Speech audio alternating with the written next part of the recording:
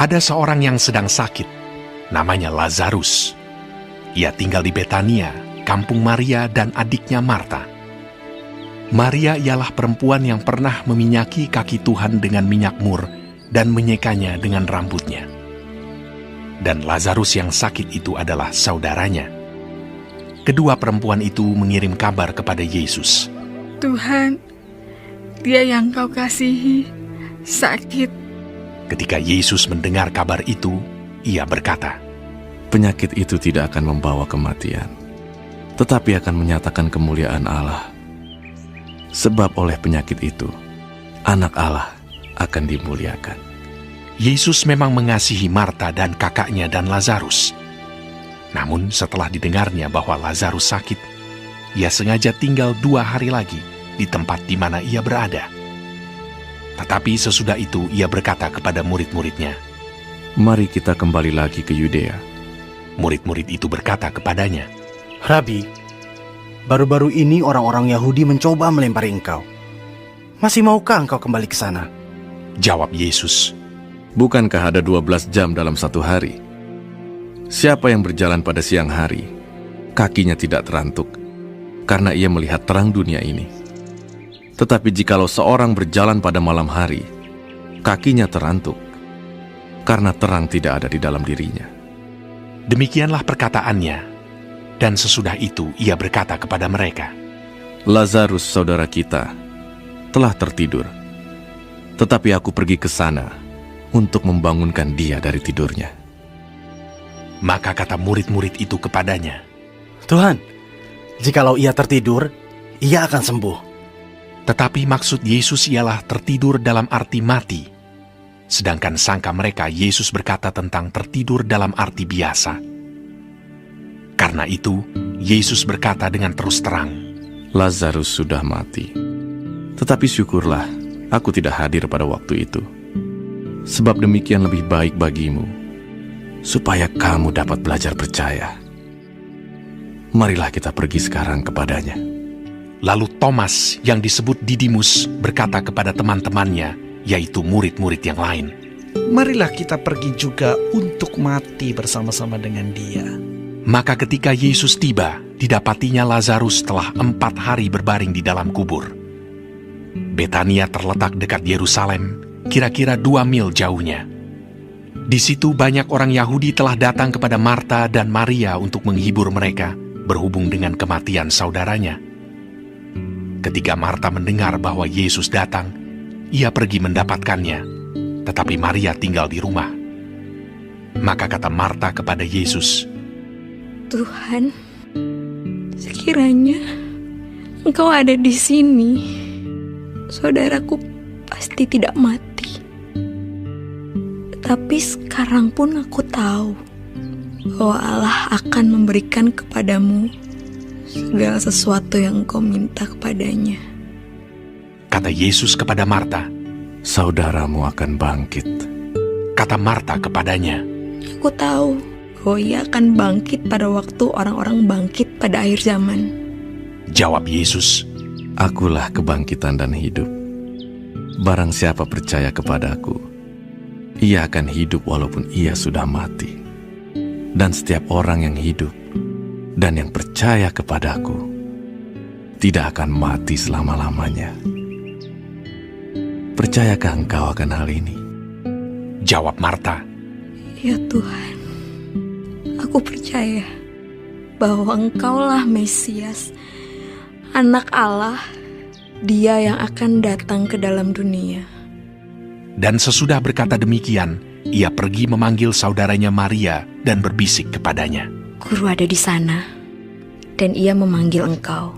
Mendengar itu, Maria segera bangkit, lalu pergi mendapatkan Yesus. Tetapi waktu itu, Yesus belum sampai ke dalam kampung itu. Ia masih berada di tempat Marta menjumpai dia. Ketika orang-orang Yahudi yang bersama-sama dengan Maria di rumah itu untuk menghiburnya, melihat bahwa Maria segera bangkit dan pergi keluar, mereka mengikutinya karena mereka menyangka bahwa ia pergi ke kubur untuk meratap di situ. Setibanya Maria di tempat Yesus berada dan melihat dia, tersungkurlah ia di depan kakinya dan berkata kepadanya, Tuhan, Sekiranya Engkau ada di sini, saudaraku pasti tidak mati. Ketika Yesus melihat Maria menangis dan juga orang-orang Yahudi yang datang bersama-sama dia, maka masykullah hatinya. Ia sangat terharu dan berkata, Di manakah dia kamu baringkan? Jawab mereka, Tuhan, marilah dan lihatlah. maka menangislah Yesus. Kata orang-orang Yahudi, Lihatlah, betapa kasihnya kepadanya. tetapi beberapa orang di antaranya berkata, Ia yang memelaikan mata orang buta. Tidak sanggupkah ia bertindak sehingga orang ini tidak mati? maka masykullah pula hati Yesus, lalu ia pergi ke kubur itu. Kubur itu adalah sebuah gua yang ditutup dengan batu. Kata Yesus, Angkat batu itu. Marta, saudara orang yang meninggal itu, berkata kepadanya, Tuhan, ia sudah berbau, sebab sudah 4 hari ia mati.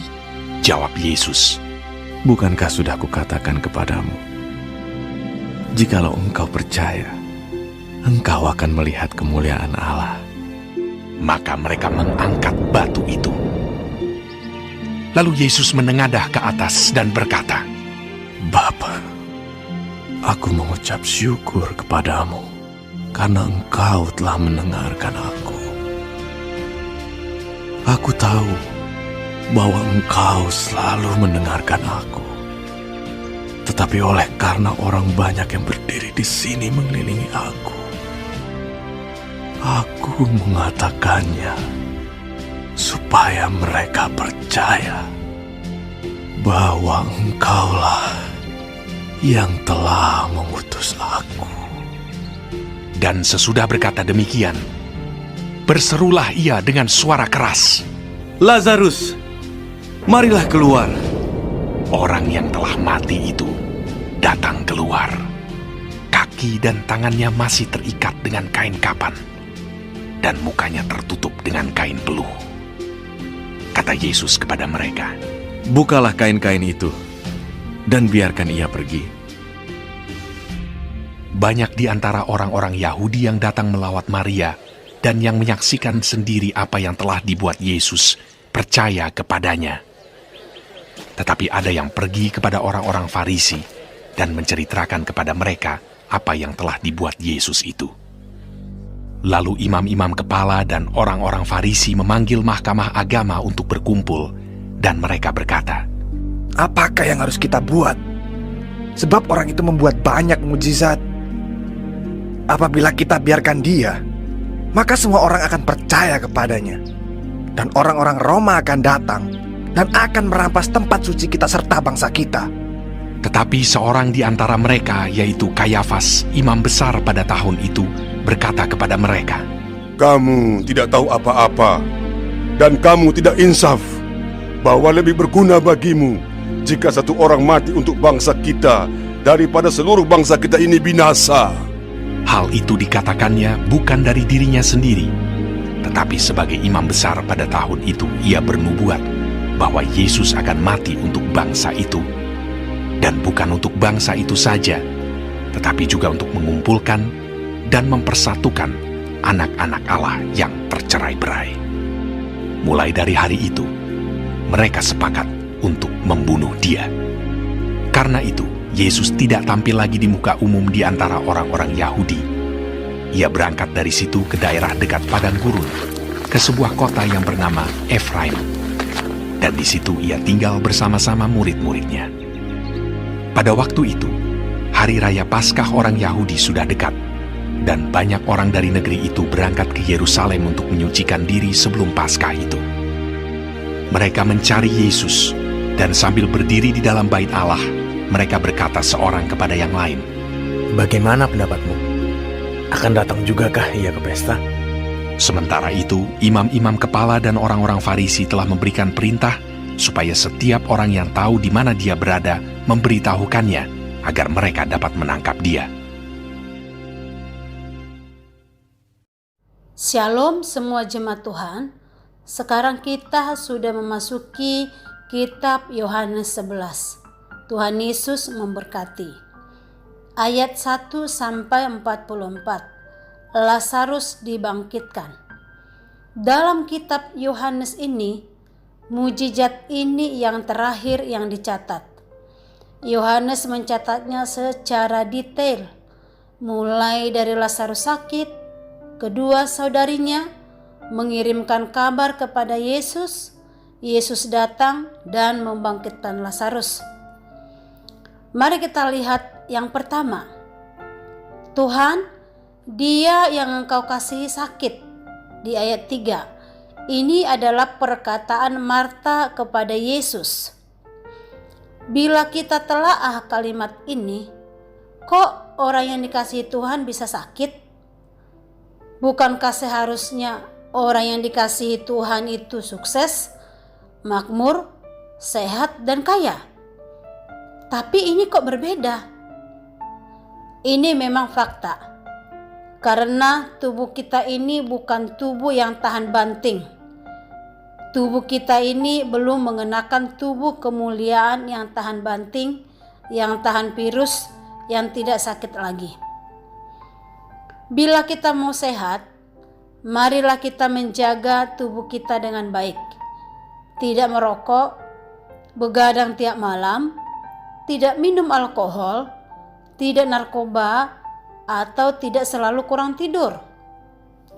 Penyakit bisa saja menggerogoti kesehatan kita, tetapi roh kita harus tetap menyala-nyala. Iman kita harus tetap mantap di dalam Yesus.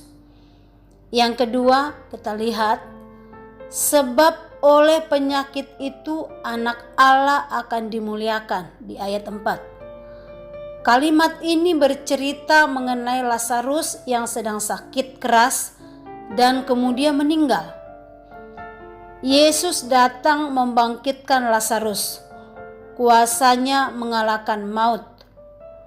Perkataan Yesus sebagai "Akulah kebangkitan dan hidup" bukan sekedar slogan, tetapi ada bukti nyatanya. Lazarus dibangkitkan dari kematian, maut ditaklukkan dan dikalahkan. Penyakit seharusnya tidak pernah bisa menghalangi anak-anak Tuhan untuk tetap percaya serta setia kepada Tuhan. Jangan pernah biarkan penyakit itu menghalangi untuk datang kepada Tuhan. Yang ketiga, ia sengaja tinggal 2 hari lagi di tempat di mana ia atau Yesus berada, di ayat 6. Di sini Yesus tidaklah langsung pergi, tapi masih menunggu 2 hari lagi.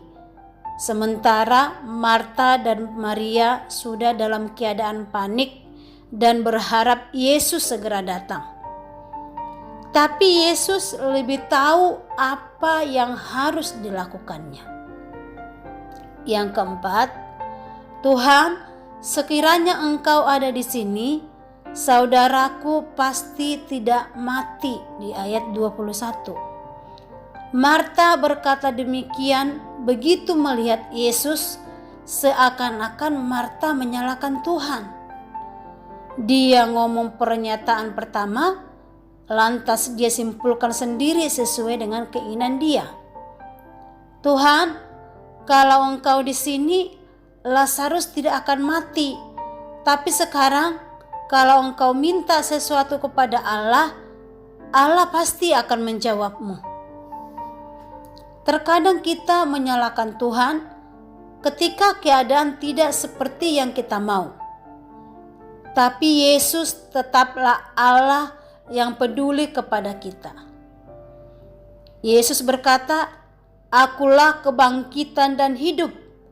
Barang siapa percaya kepadaku, ia akan hidup walaupun ia sudah mati." Maria adalah orang yang dekat dengan Tuhan Yesus. Sewaktu Yesus berkunjung ke rumahnya, Maria menyediakan waktu untuk mendengarkan perkataan Tuhan. Maria berespon dengan segera ketika Yesus memanggilnya.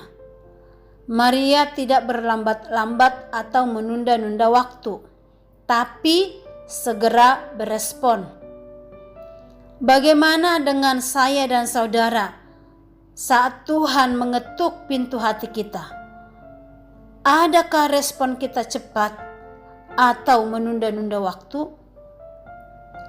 Respon Maria dan Marta sangat berbeda pada waktu menyambut Yesus, walaupun dengan perkataan yang sama, tapi respon mereka sangat berbeda. Ketika Yesus datang, Maria tersungkur, sedangkan Marta seakan-akan menyalahkan Tuhan. Respon kita terhadap Tuhan itu sangat penting. Di sini dikatakan ada Tuhan menangis. Artinya, Tuhan memiliki perasaan empati saat kita mengalami kesusahan, kepedihan, kesedihan. Tuhan memahami perasaan kita. Hatinya tergerak untuk menolong kita. Ketika Yesus berseru dan memanggil Lazarus, "Marilah keluar." Lazarus bangkit dari kematian. Dia Tuhan yang sanggup melakukan hal apapun di dalam hidup kita. Yang tidak mungkin bagi Tuhan. Lazarus dibangkitkan. Tuhan juga ingin membangkitkan usaha, pekerjaan, kehidupan pernikahan yang berada di ujung jalan, roh yang mulai padam di dalam Tuhan, putus asa karena situasi saat ini. Percayalah, masih ada Yesus. Dialah kebangkitan dan hidup. Dia sanggup membangkitkan Lazarus yang sudah mati berhari-hari. Dia juga sanggup untuk membangkitkan hidup kita. Ayat 45 sampai 57. Persepakatan untuk membunuh Yesus. Kesepakatan untuk membunuh Yesus sudah sangat bergelora di hati para pemimpin-pemimpin agama Yahudi setelah mereka melihat mujizat kebangkitan Lazarus. Perkataan Imam Kayafas bersifat ironis karena memuat makna yang lebih dalam yang tidak disadarinya. Yesus akan mati untuk bangsa ini, tetapi juga untuk mengumpulkan dan mempersatukan anak-anak Allah yang tercerai-berai. Inilah siasat jahat mereka, digunakan Tuhan untuk menyelamatkan orang yang percaya kepada anaknya yang tunggal. Kejadian 50 ayat 20 berkata, "Memang kamu telah mereka-rekakan yang jahat terhadap aku, tetapi Allah telah mereka-rekannya untuk kebaikan, dengan maksud melakukan seperti yang terjadi sekarang ini, yakni memelihara hidup suatu bangsa yang besar." Amin. Tuhan Yesus memberkati.